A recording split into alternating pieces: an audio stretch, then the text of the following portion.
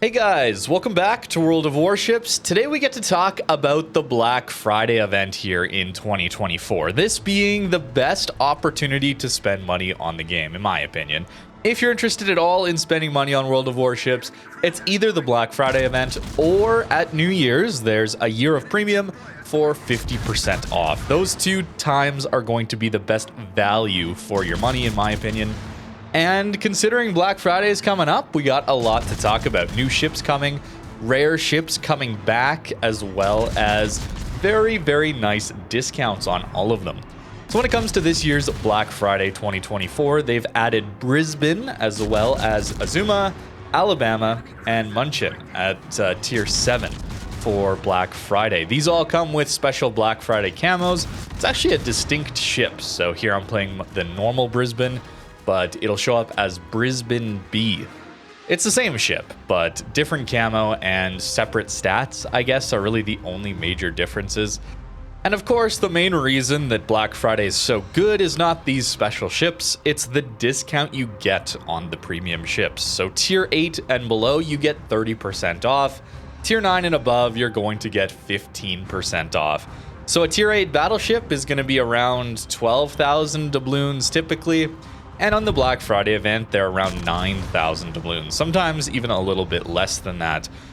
It's a pretty decent event if you're trying to get value out of your money, or you've saved up some doubloons you've earned throughout the year through events, anything like that. It's not a lot that you earn throughout the year, but hey, you could save up and certainly get yourself a mid-tier premium for a discount here. It's really, really nice. So when it comes to the upcoming ships, Brisbane is excellent. This is a very good Tier 10 light cruiser. It's a Minotaur hull, which you gotta be a little careful of, certainly. It can get dev-struck very easily, and with improved acceleration, you're quite maneuverable. Just not from a standstill, as we're gonna see a little bit later. The ship has a 12-kilometer radar, no option for smoke, and it gets HE. The armor piercing doesn't have any improved pen angles like the Minotaur has, so it's just standard AP, but still very good to use from time to time when people are broadside. But it has HE, which is very, very welcome. And considering how good the concealment is here, that stealth radar is incredibly powerful utility that you can bring to your team in a division or even solo. It's very, very good. Torpedoes are also an excellent point on the Brisbane here. We get very good range and damage. And you can single launch them into gaps where you might find battleships coming. I was hoping to get a little bit more than just the two on the side there. Maybe a little too greedy. Being able to make the torpedo spread yourself is very nice. And honestly, something I probably should have spread out a little bit more in that channel. You see, we're going to miss that entire next set on that Satsuma. And we're going to barely dodge the incoming salvo. Yeah, it's a little bit tricky. Although we get 3 more torps on another battleship, okay. Up to 82,000 damage, just like that. The torps are incredibly powerful anytime you're kiting a flank. It's really, really good. Although I'm getting quite lucky to not eat citadels against the Shikishima here. Azuma, we actually took a look at relatively recently, going over the coal cruisers, and Azuma is solid. It's a Tier 9 credit earner. That's the best part about a Tier 9 versus a Tier 10. Typically, the Tier 10 is going to be a more powerful ship, better matchmaker. You don't have +2 to deal with like Tier 9 does.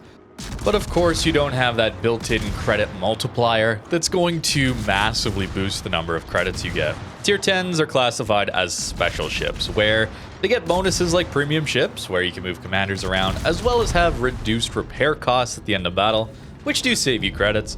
But that credit multiplier is what is missing, that baked in that Tier 9s do get. Pretty slow to accelerate after a reversing element here on the Brisbane, so you're going to get dev struck. You got to watch out for that with this thing, but it's overall just an excellent ship. It is really, really good. Brisbane is coming in at 29,650 doubloons, and Azuma at 16,350. So quite a bit cheaper for the Tier 9 versus the Tier 10. The Tier 10s are pricey. But even though the Tier 9s look pretty good in comparison to those Tier 10s, the Tier 8s and below are a much, much better deal. Alabama is going to be 8,750 doubloons, or a little bit over half the cost of a Tier 9. It's a lot as you get up into those higher tier premiums to buy them. So definitely tier 8 and below are going to be your better value ships, right? That's that 30% discount rather than 15%. And tier 8's are pretty good.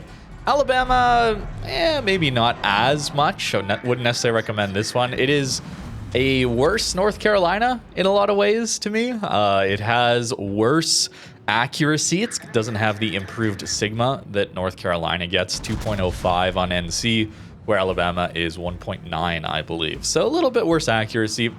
And importantly, it doesn't have the buffed heals. So this doesn't have Massachusetts cooldown, of course, but it also doesn't get the buff that the standard tech tree ships got of the American battleship line, where the heal heals back much more HP. So you only get 11,600 here, where North Carolina gets closer to 14 or 15,000 per heal. It's all right. Alabama's fine. It's a vanilla battleship and a premium North Carolina, kind of. Bit of a side. It's a side grade, I guess we'll say. So if you're interested in NC, it's there. But there's a lot of good options at tier 8 as well as tier 9. I should also mention the Munchin here is in the consecutive bundles. I don't actually have a price on that exactly, but given that it's a tier 7, it probably won't be too much to get through those bundles. We'll see. Otherwise, ships coming back to the game. We got some real promising ones here. Ones that you're going to want, right? The Azashio, not available outside of these Black Friday events, is coming back. Alaska, Jean Bart. We also get the Massachusetts coming back. So some pretty nice ships to see come back, especially Massachusetts. For me, Massachusetts is just much better than Alabama. I prefer the playstyle of pushing in with the secondaries and the fast heal, although the accuracy is quite a bit worse on Massachusetts versus Alabama. But if I want to play accurate tier 8 American battleship, I'm probably just going to pick up the North Carolina instead. Although again, no credit income that way. But actually, let me just list them all here in order. We get Kaga, we get Cossack, we get Graf Zeppelin, we get Tirpitz, we get Napoli, we get Kearsarge, we get Mines, we get Chkalov, Saipan, Massachusetts, Atago, Azashio, Loyang, Alaska, Jean Bart, Pommern, Yoshino, Black, Brandenburg, Iwami, Brisbane, Azuma, and Alabama. It's a decent amount of ships. And of course, there's also the Smolensk, which is coming back as an auction, just like it was last year. So I expect that one to go for a lot. It's certainly not going to be the cheapest one. It's going to be the most expensive one to get if you want it at all. Not available in the containers either. It is just purely an auction. So that one is going to be quite pricey. Now, I know I haven't given you guys a lot of detailed information here, certainly not on specific ships or recommendations, so let me know in the comments if you'd like me to go over a specific ship, or maybe I could do it by classes, battleships, cruisers, destroyers, or we could do another tier list, update the tier list again in which ships I would prefer to get. Of course, very subjective there. I think there's some relatively objective better ships than others, but still, I think there's a lot of subjectivity here. That's good. There's a lot of options based on the playstyle you like. There should be a decent ship for you. Again, if you're interested in spending money on this game, this is a pretty good opportunity to do it. So there are going to be a bunch of more videos coming on these Black Friday ships as we get closer to the event. But again, let me know which ships you are most interested in seeing, and I'll probably cover those first, whatever is more popular. I certainly have some favorites of my own that I would love to cover on the videos, but if you guys really want to see certain ones, I could definitely push those up a little bit sooner and give my take on them. But most of the ships here are going to be good options. I think you can't go wrong with really any of these ships. They're going to be pretty solid at their tier. Maybe things like Loyang are a little bit too old. Personally, Alabama, a little bit not great at tier 8 these days. The matchmaker can be a little bit rough. You can see how I'm having not a great game here. It's not easy to play tier 8 into tier 10s, and in this game we just had a bit of a weird one as well. Tirpitz as well can work it's really good in things like brawls or ranked. That really goes for any of these secondary battleships, Pommern as well, but in randoms they can be a little bit awkward these days if you don't get your tier matchmaker. I think that's the key here, is a lot of these ships are pretty solid against their own tier, but given the up tiers that maybe don't happen as often as I think, but my brain likes to think it's mostly up tiers. That's some sort of bias, I'm sure, but it kind of hurts to be up tiered in certain ships more than others. Alabama does okay, I guess, simply because it's not as focused on secondaries and brawling, but it can still struggle. And that might be the most important part of picking a premium ship or buying a ship. It's not to get the most overpowered or most powerful ship outright at the highest tier to get you the most credits. A large portion of the amount of credits you can earn from a premium ship is dictated by base XP, which is purely how well you did in the match, how much damage you're doing to targets of priority, how many caps you're getting, defenses, all of that. Spotting even is rewarded a little bit these days.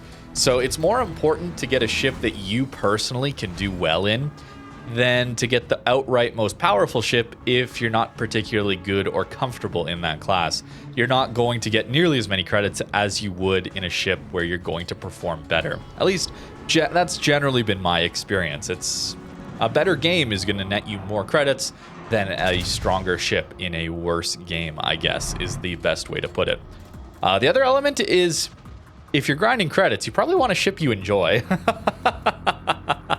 It's not purely about metagaming and gameplay here, right? It's a video game. We should be enjoying ourselves too, right? Grinding credits, certainly as a newer player, there's a large credit sink anytime you're grinding new lines. So getting a ship you enjoy is probably the most important part now that I'm talking about this.